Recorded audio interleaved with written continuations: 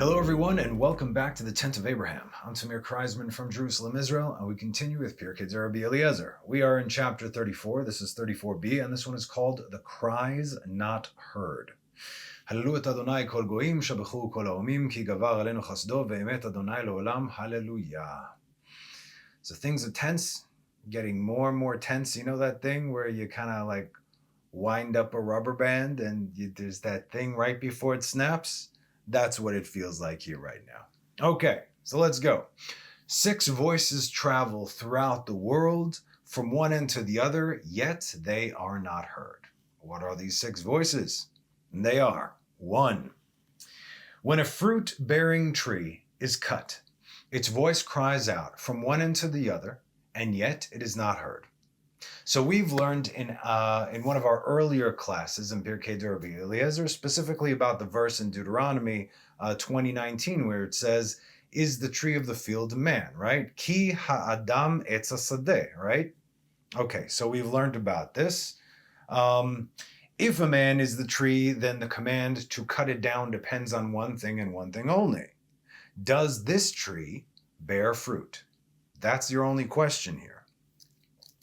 Again, let's read the whole verse so you understand. When you besiege a city for many days to wage war against it to capture it, you shall not destroy its trees by wielding an axe against them. It says specifically, garzen, axe against them, for you may eat them, but you shall not cut them down. Is the tree of the field a man to go into the siege before you? Right? Okay, all of this is related. Meaning, is there a good reason that is there any good that is going to come forth from this tree / man? Okay? And this is apparent in the next verse that reads, "However, a tree you know is not a food tree, you may destroy and cut down, and you shall build bulwarks against the city that make war with you until its submission." Okay. So, we have here a reason of, let's say, all have a responsibility, each person according to their rectification. That's why we have to be very careful as to who we cut down, if you will. So I'll give you an example. That's not in the simple text, but if you know what to look for, then you can understand what I'm saying here. Exodus 2:11-12. Now it came to pass in those days that Moses grew up and went out to his brothers and looked at their burdens and saw an Egyptian man striking a Hebrew man of his brothers. Now listen. Vayefen ko vako, right? Vayere ki ein ish. Vayach et hamitzri vayitmeneu b'chol. He turned this way and that way, and he saw that there was no man. Okay? And he struck the Egyptian and he told him, and he hit him in the sand.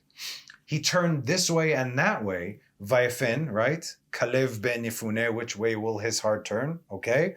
Ko vako. Ko, kaf he is 25. Kaf he is 25. As in 50.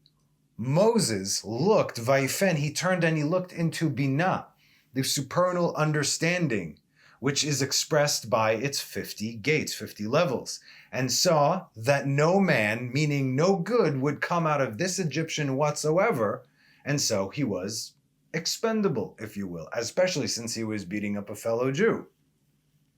These are the same 50 gates or levels represented by the days that we count from, Sfirat Omer, after Leil Seder, from the Exodus until we receive the 10 Commandments. We are currently in week 3 of that, Tiferet.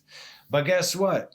We know that the Torah is layered, right? And so the simple text also means exactly what it says. When you cut a fruit-bearing tree, it screams. And its cry is heard from one end of the earth to the next, all across the universe. This was written over 2,000 years ago, what I'm reading to you now, which is an extrapolation from Deuteronomy, which was written almost 3,500 years ago. Understand this. And I just saw a couple weeks ago, right? Scientists just discovered that when you cut a fruit or a vegetable, it actually cries out. They make an actual sound. Google it right now. What happens when you cut a tomato? Right? So if that's what happens when you cut the fruit itself, think about the tree. the tree that's all connected, right? So, and all the trees are connected with a whole network underneath the ground. Every single tree across all the continents are connected, meaning on every continent. Okay, it's very interesting. But this stuff we already knew from at least 2,000 years ago, which was an extrapolation from the Torah that was given to us almost 3,500 years ago. And only now scientists discovered this. Thanks, science. Okay. So again, how much more so a tree that bears them would scream? So yes, so tell us something we don't know. All right. Same thing, like they just discovered tremendous amounts of water beneath the oceans. Yeah, it says, and God separated the waters and the waters of the deep, Mayim and Mayim, and it's beneath. We know this. It's in Genesis. Why are you discovering this now? Okay. Okay, anyway, let's go. So all of creation has a voice. From the wind to the waters, from blades of grass to grains of sand. Everything has a voice, but these are the ones that are actually not heard.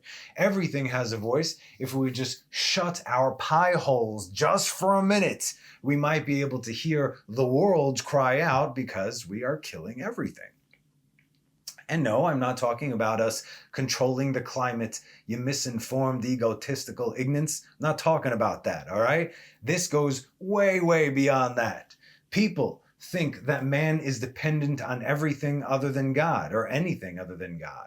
I'm here to tell you that we are only dependent on God, while the rest of creation, and I mean everything that has ever been created, all life, because it all has a voice, is dependent upon who? Man. That's right. The quality of life of all of creation is dependent entirely upon man. Man is dependent solely upon God. When man fell, he took down creation with him. Man named the animals.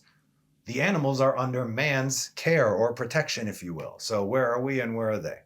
And still God sustains them even in a low state because God created them. But the way they're living, the way we're living, that's entirely on us. So, right, okay. We're not talking about being fed or looked after. That's the job of the creator, but their, how shall we say, their quality of life, that depends on us. Man's job is to elevate nature, as all of creation is tied to him. But wait, there's more. All of the heavenly hosts are dependent upon man as well. Did you know that? Everything is tied to man. When we rise, we elevate creation. When we fall, we take it down with us. This is what a world without God looks like. This is what a world without God looks like. And I'm not getting into this any further, not in this time anyway. I've spoken in the past about Perek Shirah, the song of the universe. According to Rabbi Shimon Bar Yochai, he says that man is more loved and coveted than the rest of creation, as said in Genesis 9:6. Shofech dam ha'adam, ba'adam damo yishapech, ki b'tzelem Elohim asa et ha'adam. Whoever sheds the blood of man through man, shall his blood be shed, for in the image of God he made man. Nothing else in all of creation. This means that man, with his free will, can rise higher than any other creature, any other of creation, any angel. But he can also fall lower than anything, than anyone and anything as well. In other words, it's entirely up to us. Where we are is based on what we do, period. That's it. And since all of creation is dependent upon man's redemption in order to be redeemed, any man who says Perek Shirah, the song of the universe, every day, because there's 6 days of creation, right? And knows how to focus, says Rabbi Shimon, and knows how to focus on each of the characteristics of each aspect of creation. On day one, the heavens said, the earth said, the light said, the darkness said, the cloud said, and so on and so forth. Every day is according, and they have verses over there from the Torah. You can get the little booklets. It's in English also. You got a little art scroll booklet. Perek Shirah, the songs of the universe. Look for it. It's a few bucks. Get it, say it every day. It will connect you to everything that goes on. So the Rashbi says, any man that says Perek Shirah, the song of the universe, every day, and knows how to focus on each of the characteristics of each aspect of creation, which we are all learning, of course, it is he who causes abundance for every living thing. Okay. Getting back to the chopping of the tree. specifically with an axe.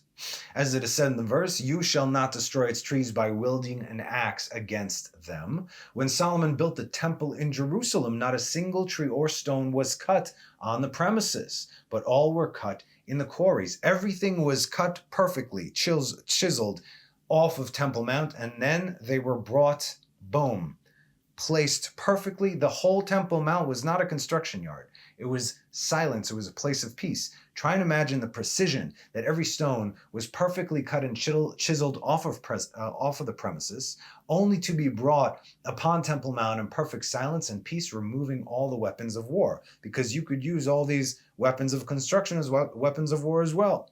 As said in 1 Kings 6:7, and the house, when it was in building, was built of stone finished at the quarry, and there was neither hammer nor axe, nor any tool of iron heard in the house while it was in building. Nothing. You could not hear anything was happening, okay? Since the day we moved in here to where we live today in Jerusalem, our apartment in Jerusalem, I mean, the only day we don't hear construction that's happening all around us is on Shabbat, right across the street there. New highways, new this, new that. Everything is construction all the time. Imagine. You don't hear anything, and yet you have the most glorious building erected right across the street from you, right? If only. Can you imagine? You can't imagine. All right. The most beautiful building to have ever been built, no one even hears it's taking place. You can't hear anything. The next example brought by the Radal is that in Jeremiah 46:22-23. Its voice shall go like that of the serpent, for they will march with an army and will come against her with axes, as if they were hewers of wood. They will cut down her forest, says the Lord, for they are innumerable, for they are more numerous than the locusts, and they are uncountable. So again, we see the cutting of the trees by axes, as well as the next voice that cries out. Its voice shall go out like that of the serpent. And this leads us to the second voice. 2. When the serpent sheds its skin, its voice cries out from one end of the world to the other, and yet it is not heard. As we have learned, the serpent sheds its skin once every 7 years, and when it does so, the pain is excruciating. And when was the first time this happened? In the Garden of Eden, as part of the curses it received from deceiving Eve. We've had a whole class about this. And where did the skin from the serpent go? Genesis 3:21. And the Lord made for Adam and for his wife shirts of skin, and he dressed them. People have asked me before, where did the skin that God made for them come from? What animal did God have to kill? No animal, right? He didn't kill any animal for it. So here's your answer. And it took place right then and there. So the coats, or the new clothing, in other words, this is what you guys are going to look like outside the Garden of Eden. You are going to look like the serpent. Maybe this is what the serpent looked like. See what I'm saying? Because this is not what man looked like when he was created. And when the serpent was cursed, or should we say damned rather, because there is no retribution for, there's no coming back for the serpent. There's no redemption, sorry. In verse 14, we can read, and the Lord God said to the serpent, because you have done this, cursed be you more than the cattle. Arur ata, arur is damned, it's not cursed. Mekulal ata, but arur, you are damned more than the cattle and more than the beasts of the field. You shall walk on your belly. Al gechoncha telech, ve'afar tochal, and you shall eat dust all the days of your life. Kol yemei chayecha. And that's how it's going to be until you are done. You are finally cut permanently. The Midrash says that at that time, the ministering angels descended and cut off the serpent's arms and legs, and that pain, as we can imagine, is excruciating, as its cry went out throughout the universe. What has happened and is happening with the serpent is a hint towards Egypt. It got its arms and legs chopped off and was shed of all its glory, skin, right? Eating nothing but dust till the end of time. That is how it is decreed for Egypt. Again, Egypt, the greatest empire the world has ever seen. Who lives there today? Arabs. Egypt is known as a third world country, and they got a few pyramids that we built back in the day. That's it. There's nothing glorious about Egypt. And all the glory didn't even come from the Arabs living there. Ham lived there, okay? Egypt, once upon a time, Egypt is in Africa. The slavers were black. The slaves were white. You could see it also on the hieroglyphs. Okay. And it is also said that during that time, the cry that went out in Egypt, as said in Exodus 12:30, as in this is Egypt's cry compared to the serpent's cry, and Pharaoh arose at night, and he and all his servants and all Egyptians, and there was a great outcry in Egypt, and there was no house in which no one was dead. Try and understand the numbers here roughly, okay? We're talking about the metropolis of the world, where every nation flocked to and set up camp since the days of Joseph. All because that was the only place that there was food throughout the entire land, the entire earth. This is where they came. Israel were not the only ones multiplying. Everybody else was, but Israel were as well, right? The only reason they had a problem with Israel, like every nation throughout history, is that Israel were positioned in positions of power. Hey, if your brother's the king, you'll be the minister of this, you'll be the minister of that. And it wasn't that they were crooked. They were straight as arrows. They had the moral and ethical laws, not only the 7 Noahide laws, but they lived according to Torah before Torah was even given. Their father was Jacob. What, they're not going to be complete tzaddikim? Of course they are. And so they lived righteously. But regardless of how much Egypt is growing, they're like, wait, we gotta take these Jews down. What's going on? Jews stealing our jobs now. Okay, no problem. Anyway, the only reason they had a problem with Israel, like we said, like all nations do, they were the most successful, they were the wealthiest, and so on. And we established that at that point. When they left, they were 600,000 men. We're talking about Israel right now. 600,000 men, ages 20 and up. Add another 600,000 women, and at least double that for those under 20, the kids, right? So anywhere between 2.5 and 3 million people, roughly, from Israel alone. And we also know that only 20 of them left. In other words, there were likely between 12 and 15 million Israelites living in Egypt before the plague of darkness that took most of them away. Okay, so we know this. Just Jews living in Egypt. Now let's go with the rest of Egypt, which included the mixed multitude from the rest of the world nations who just sat by while Israel were the only nation being enslaved, mocking them. We're easily talking about tens of millions of people here, okay? Not only the Egyptians, but all the nations over there, everybody who was inundated into Egypt. And the Midrash says that there were at least 5 dead in every house. How could there be 5 dead in every house if it was only the firstborn? Guess what? Because the Egyptian women had at least 5 different firstborn sons from 5 different baby daddies, none of which were their husbands. So yeah, an entire nation of bastards. Tens of millions wiped out in a moment. Baruch Hashem. Now, that's a cry that will be heard at the end, audibly. You understand? Okay. 3. When a woman is divorced from her husband, her voice cries out from one end of the world to the next, to the other, and yet it is not heard. On the surface, the spiritual implications of this between husband and wife can be understandable, as when we get married, assuming it is done correctly and in purity, of course, we become one. We know what it says in Genesis. The husband and wife become an extension of each other. If one suffers, they both suffer, and so on. However, men and women have different roles in God's world, and this we can also clearly see, as the very title of the woman was helper, Ezer, which comes from the word Ezra, help.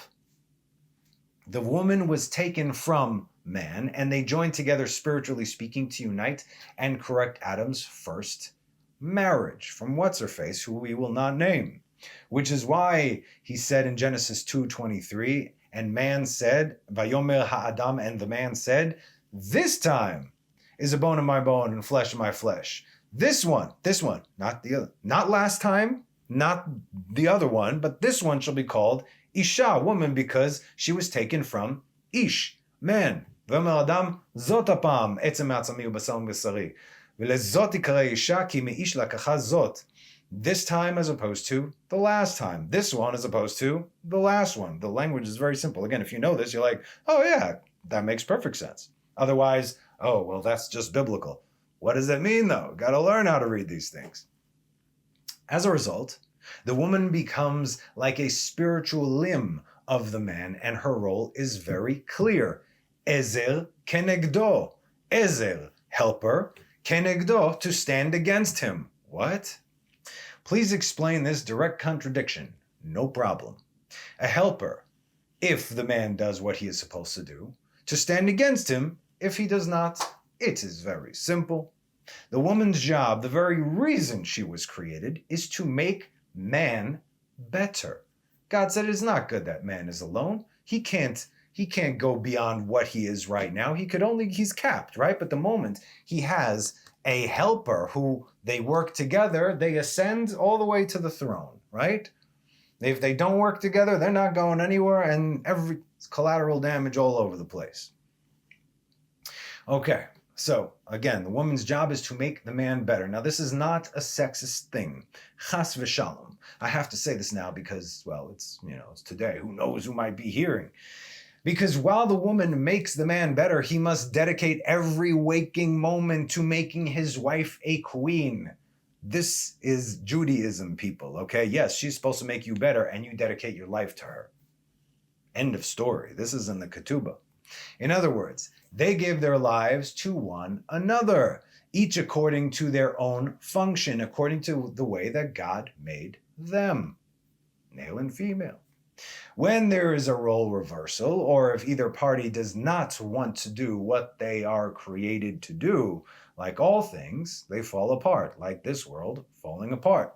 And when this happens, the spiritual bond is then broken, as a limb is now ripped off from the man and sent away.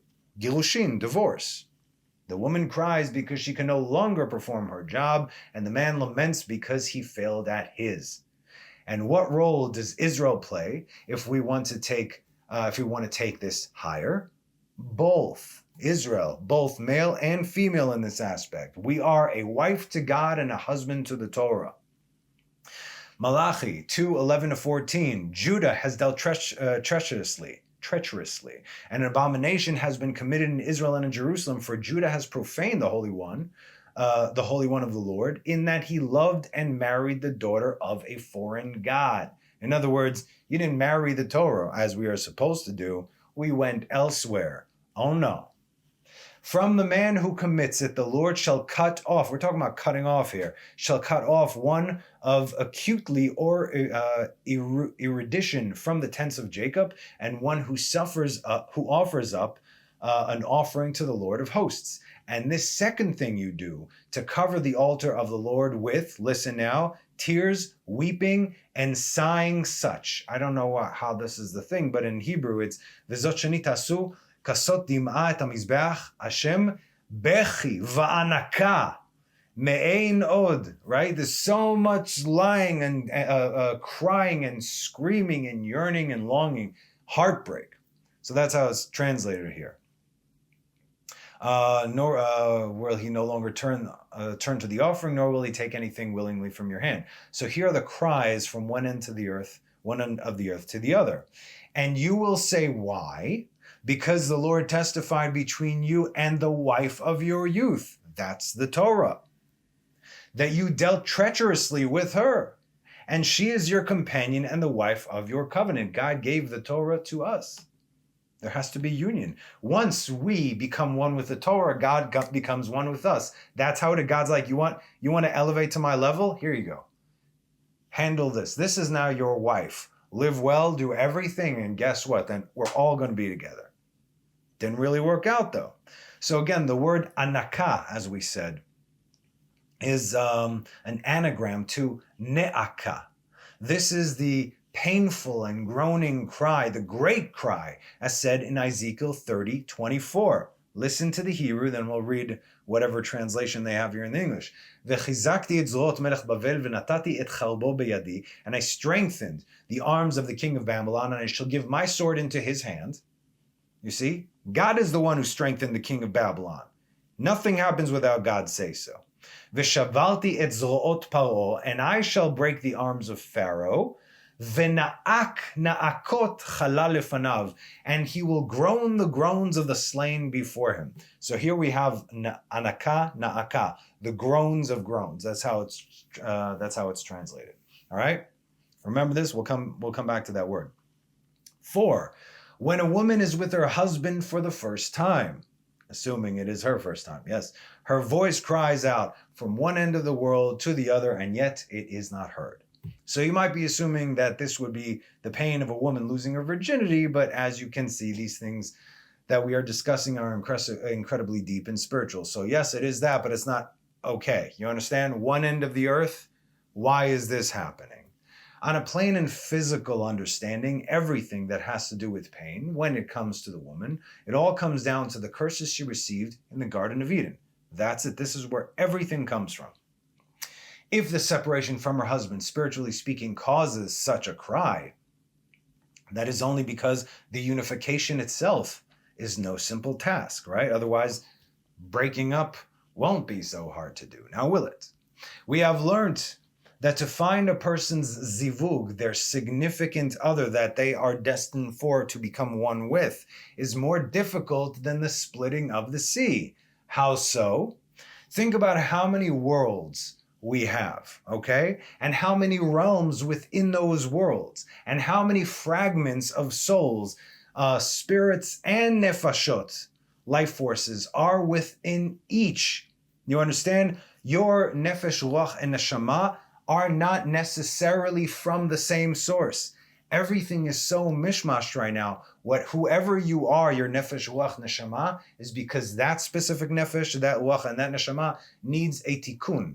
Okay? All right. So now, again, from all the worlds and all the realms and all the fragments, because nothing is full. They are fragments of souls, spirits, and life forces, and nefashot.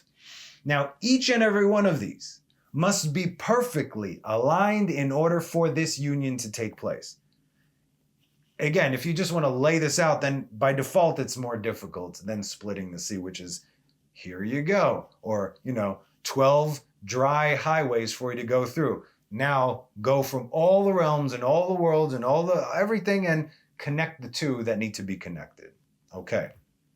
And when it does, it's not like two halves come together to make a whole. It's two singularities fusing together to create something entirely new, something that did not exist before. You're creating something from nothing. Well, not from nothing, but something that did not exist before. And why does our text speak of the woman who cries when she either gets sent away or unifies with her husband? Because she was originally taken from him, as in taken literally from man. We reconnecting with him in a way she was not previously connected to him, fusing together as man and woman. And when this happens, guess what? Now man and woman have godlike abilities, if you will, to create something that was not there previously with God's help, of course. You see, that's why this is such a big deal. Moving swiftly along. Number 5. When the child exits its mother's womb, her voice cries out from one end of the world to the other, or rather it says, and the voice cries out. So whose voice are we talking about? And yet it is not heard. Okay, so let's just clarify before we get into it. Both the child and mother scream in these cases, right? But who exactly are we talking about? So again, here we're going to focus. I'll say what I'm going to say, but then afterwards I'm going to give you a whole nother overview. The child cries because its soul left the presence of the Holy One, blessed be He. It gets put into a physical form, and then it exits 9 months of learning Torah with an angel, only to get smacked in the face by another angel, some say it's actually Satan, when it breathes its first breath of life. That's a lot, right? For the child, this is a very traumatic experience, as the most dangerous moments are when it squeezes through the birth canal. David, and all these things we've discussed in previous classes. David saying of this in several places, the most notable being Psalms 23, verse 4, though I walk through the valley of the shadow of death, right, I will fear no evil. Gam kelech begates al mavet, in other words, from when I'm inside my mother's room on the way out, very dangerous time in the valley of the shadow of death. And another is in Psalms 118:5. From the straits I called to God, God answered me with the vast expanse. See that? Min hametzar karatiya anani b'merchavya. So that's right. David experienced his birth, spiritually speaking, after the fact, of course. Amazing. But we are not speaking of the child in this example according to Pirkei de Rabbi Eliezer. Afterwards, I'll give you commentary that does speak of the child. Rather, we are speaking now of the mother. So let's get into that. Isaiah 26:17. As a pregnant woman comes near to give birth, she shudders, she screams in her pangs, so were we because of you, O Lord. The voices that cries and carries is the last one before the child comes out. That's the final push, if you will. And again, we are not speaking exclusively of the physical act or pain of childbirth, now are we? This is the cry of Israel as we give birth to the Messiah at the end of a very painful ordeal. Chavalei Mashiach, the birth pangs of Mashiach. This is not going to come easy. It's not. We know. Nowhere does it say it's going to come easy, no problem. Okay? It'll come the moment Israel does tshuva, but we're, a far cry from that, which means what happens? We all got to scream for a reason. God's got to make us all scream to him and do tshuva. Then Mashiach will come. The soul of Mashiach is made up of every Jew. That's why Mashiach is connected to every single Jew, which is why God granted us the power, as to when he will arrive. It's all up to us. We could be redeemed today, but we're not doing what we need to do. So hopefully it won't get to the point where God's like, ready or not, here he comes. You understand? Because that is full-on mercy, and full-on mercy means a whole lot of judgments, meaning you don't deserve any of this, meaning you cannot be here when this happens. You got to get taken out, right? He's coming whether we like it or not. We taught all about him. Acharit Kirashit, check that out. So we're not speaking of the physical birth of the child that would grow up to be Messiah per se, but rather when our cries are heard from one end of the world to the next as a unified people, then we, as we can see in Exodus 2:24-25, God heard their cry together. Vayishma Elohim et na'akatam. Here's that cry that is heard, that we said before. Vayiskor Elohim et britot Avraham et Yitzchak et Yaakov. And God remembered his covenant with Abraham, Isaac, and Jacob. And God saw the children of Israel, and God knew. Vayidai Elohim. When Israel are unified, unfortunately, it would seem that the only way is through turmoil.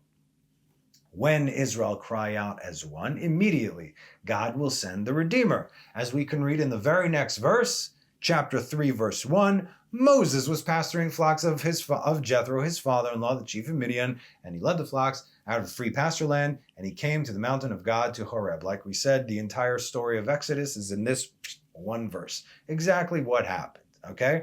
This is where Moses gets the call, where God gives him instruction and the authority to pull off the impossible.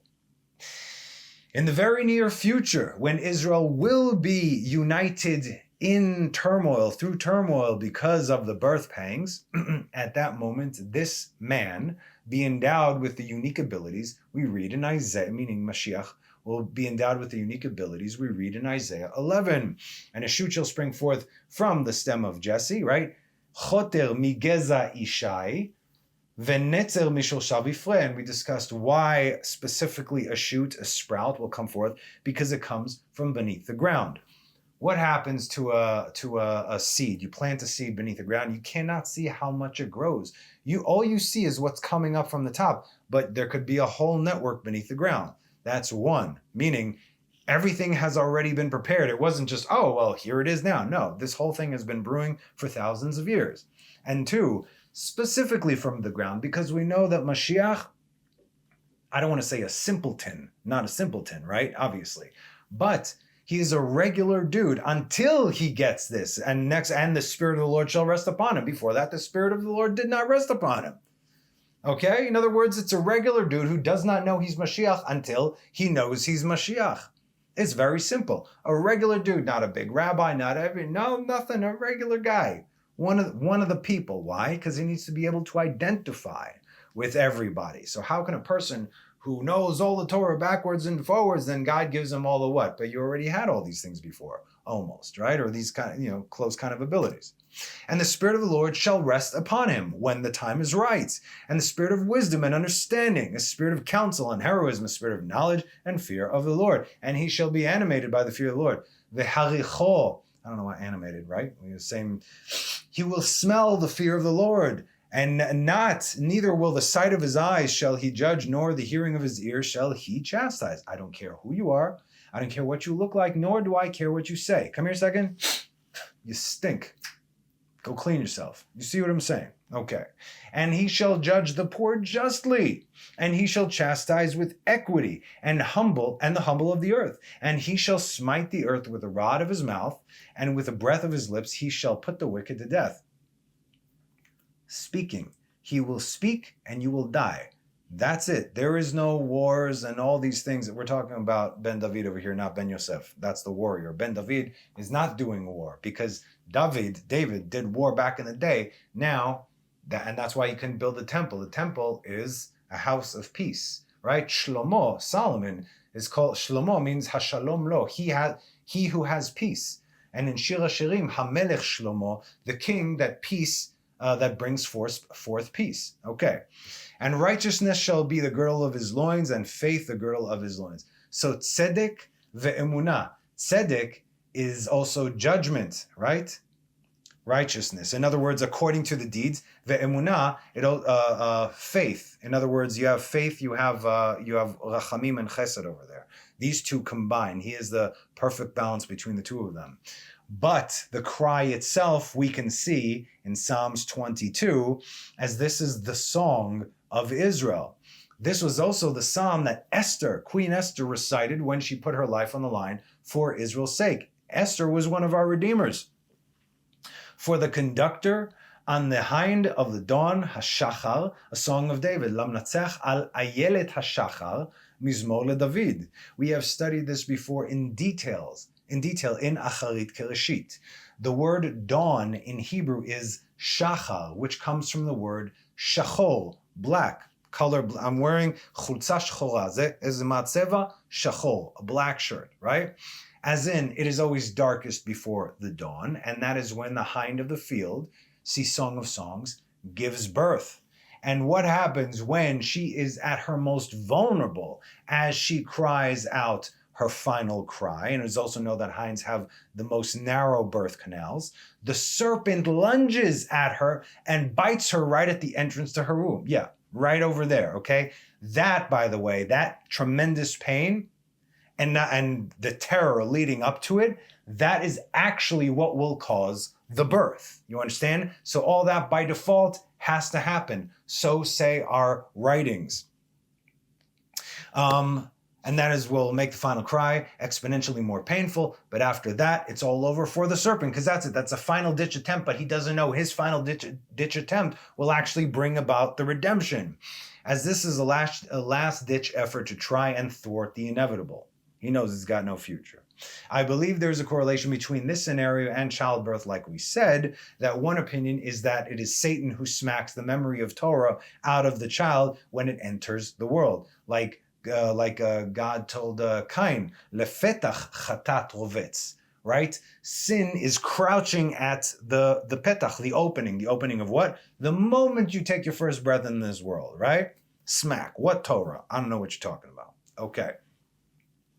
And as the hind, this is Israel, is laying there, vulnerable, helpless, and in pain, which, again, this is what we are expecting, right? It's not the might of our army that is going to save us. It's definitely not our government. It's also most definitely not our, Ministry of Health. They did a great job, didn't they?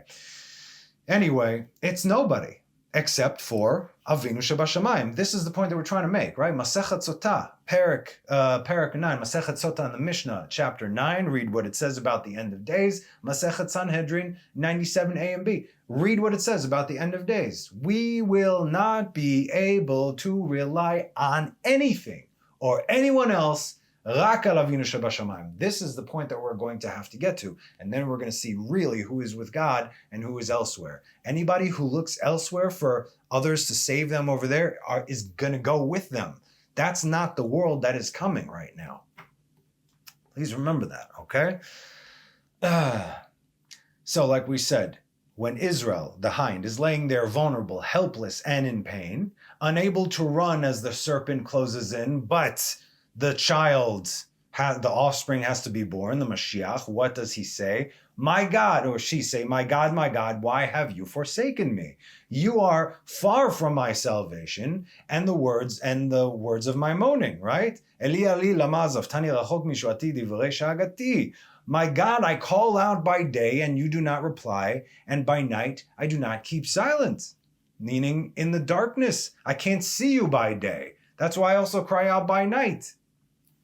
And here is what the rest of this, and again, this is right before the dawn. How do we start? Right before the dawn, the darkest part. That's when this thing takes place.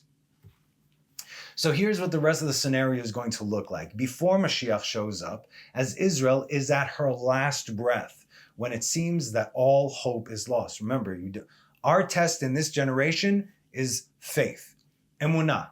That's it. We can't do anything like the sages. We are nowhere near their levels. Not 500 years ago, 1,000 years ago, 2,000. Impossible. We're not there. Let alone what they did before that when the first temple stood.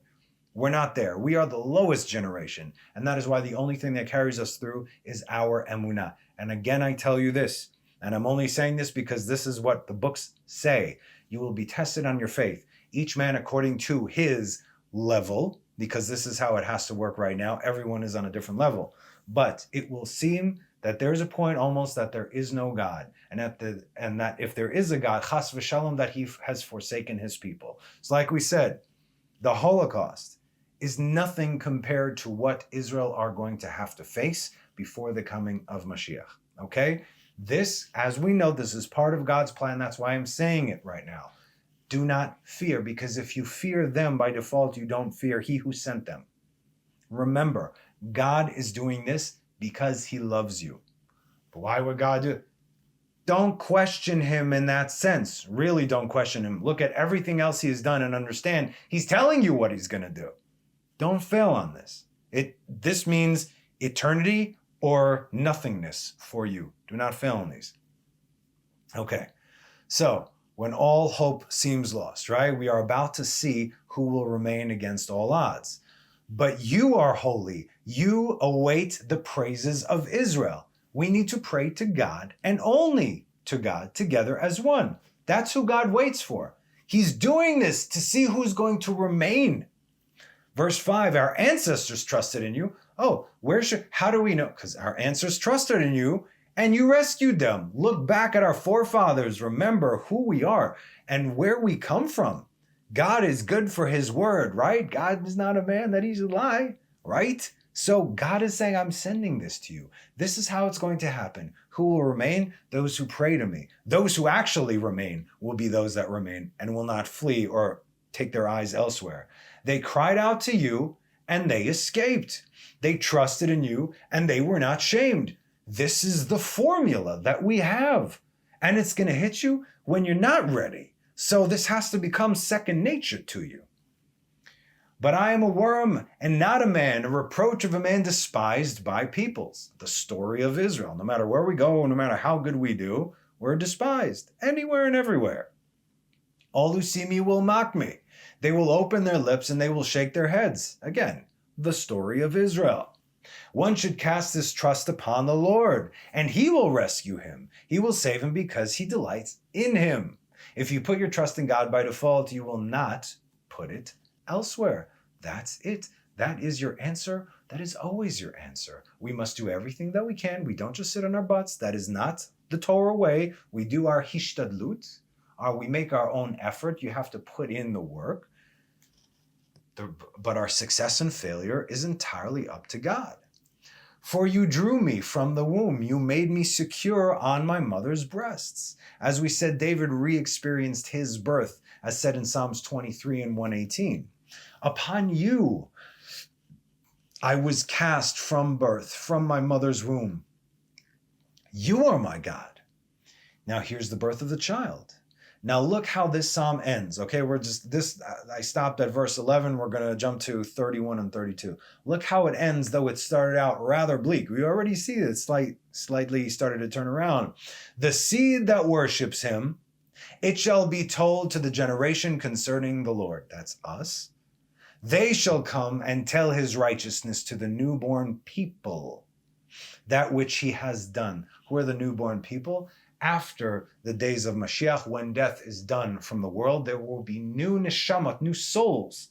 Souls that did not exist before, because right now there is one soul, Adam. Adam's soul shattered into millions and millions and billions of pieces, which are all the souls of every human being on the planet right now. Okay? All part of one soul of Adam. From that, all the guck and schmutz has to be removed until we are Israel, because Israel was supposed to be Adam's firstborn son, actually. In any case, like another teaching. But after this happens, there is no death, and now new souls are coming into the world for that next 1,000 years. Amen? Amen. Okay. And lastly, number 6, when the soul departs from the body, the voice cries out from one end of the world to the other, and yet it is not heard.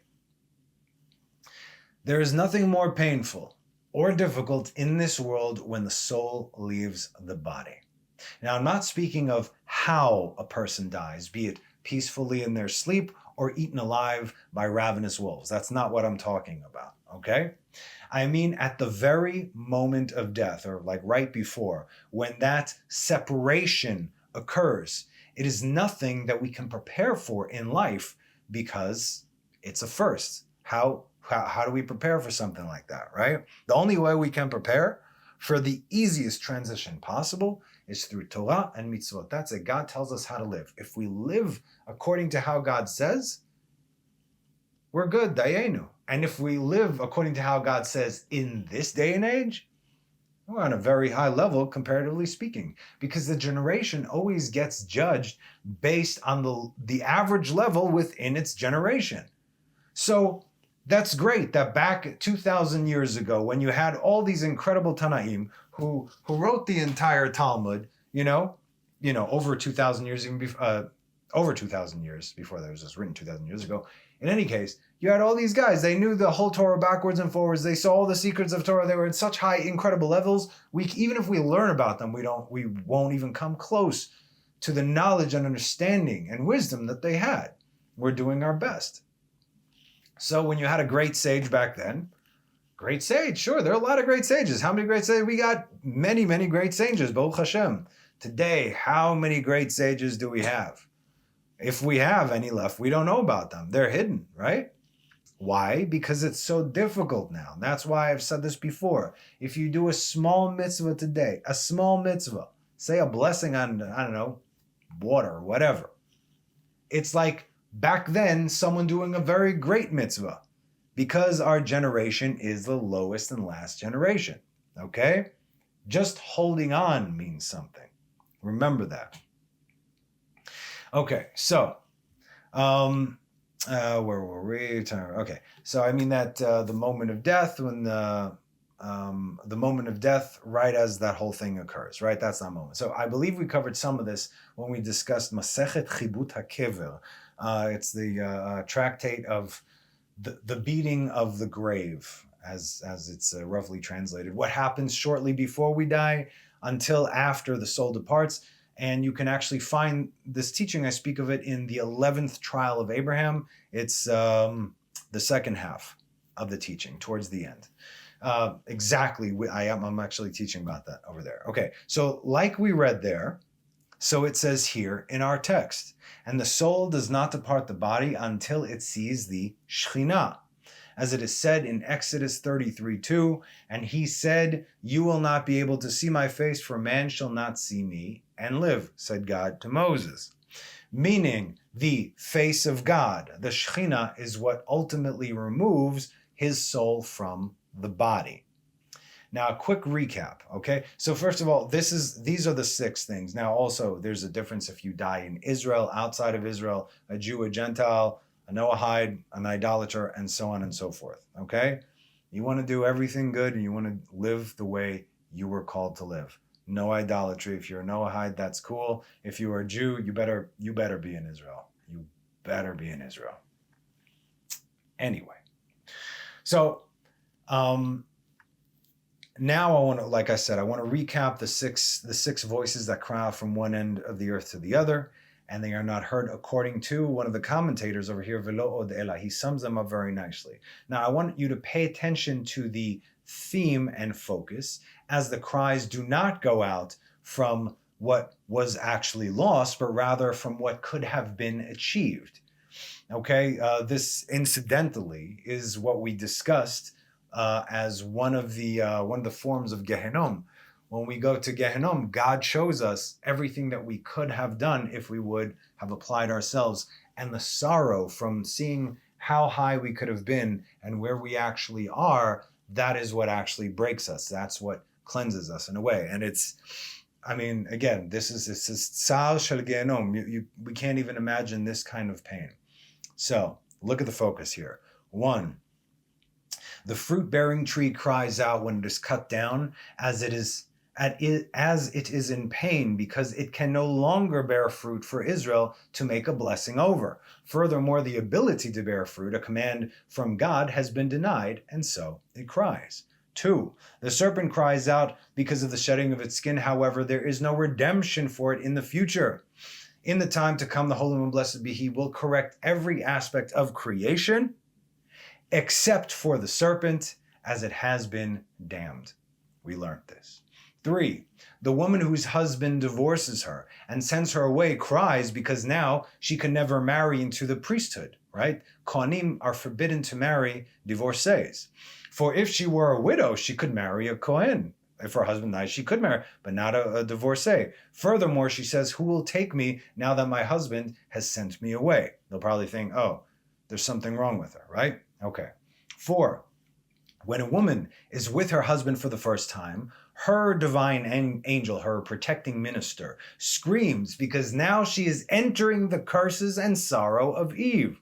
The blood of virginity, the blood of menstruation, the sorrow of pregnancy, the sorrow of childbirth, the sorrow of raising children, and she must cover her hair as a mourner, right? That's kisui rosh. 5, when the child exits its mother's womb, it cries. Now here's the focus on the child. How can I be in this physical world after leaving olam shekulot, of a world that is all good, only to battle with my evil inclination, and chas v'shalom, I may fall to sin, getting weak and weary as time goes by. The temptations will grow. I will be lost, as I will not be able to go back to the rock from which I was hewn, the place which is beneath the throne of God. So the child cries, oy vay vay, how did I come here right now? And 6, and the time when the soul leaves the body, it screams because it will not have to give an account, because it will now have to give an account before its maker. This is everybody. And if the soul is of a righteous man, it cries because now it can no longer do any mitzvot. No, the Vilna Gaon, on his deathbed, he was crying. And his students asked him, Rabbi, why are you crying? He says, because I told you this before. Every time a great rabbi, before he was about to die, he knew before he was about to go, that's when he gathered his students, because they had this premonition. That's why it was given to them, because they were so great. So they gathered their students because now, while they're still conscious and alive in this world, they are able to peek into the world to come. So the students ask them all the questions and they start divulging all the information because only they're allowed to at that moment, right?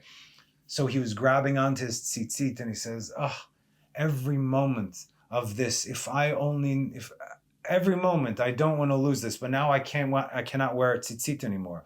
Or now I cannot have the merit of wearing tzitzit anymore. But every mitzvah, after we're dead, we can't do mitzvot anymore. We are capped as, only what we could do during our time spent over here. So again, If a man dies, he screams because now he has to give an account for the way he lives his life. But if a tzaddik dies, he cries because now he can no longer do any mitzvot. For as long as it was in this world, it could follow, the neshama could follow God's commandments, which is the very reason for life itself. And these are the 6 voices that travel throughout the world from one end to the other, yet they are not heard. And that's today's class. Now, thank you for joining me. This week we have Yom Ha'atzmaut. I think this thing will be posted on Wednesday, maybe Tuesday, we'll see. But may we have a Yom Ha'atzmaut Sameach and a safe one, because we're all going to be out everywhere. Prime targets, you know what I'm saying? Anyway, may God keep Israel safe. Thank you for joining me, and have a Shabbat Shalom. Bye-bye.